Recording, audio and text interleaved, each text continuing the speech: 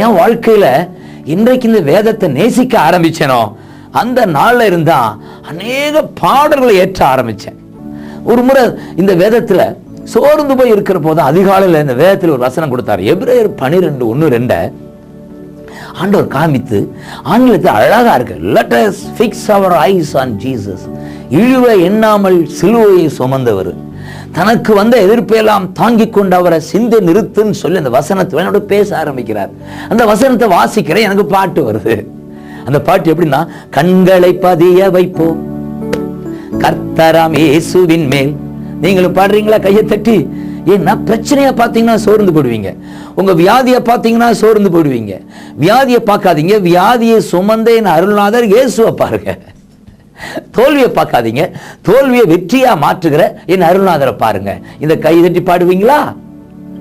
கண்களை பதிய வைப்போம் கர்த்தராம் இயேசுவின் மேல், கண்களை பதிய வைப்போம் கர்த்தராம் இயேசுவின் மேல்.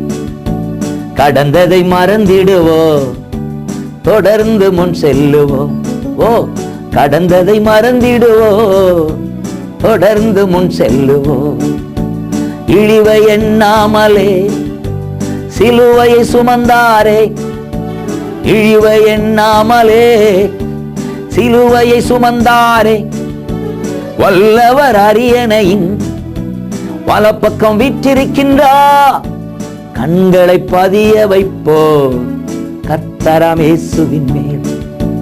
கடந்ததை மறந்திடுவோ, தொடர்ந்து முன்னேறுவோ. ஓட்டத்தை தொடங்கினவர் தொடர்ந்து நடத்திடுவார்.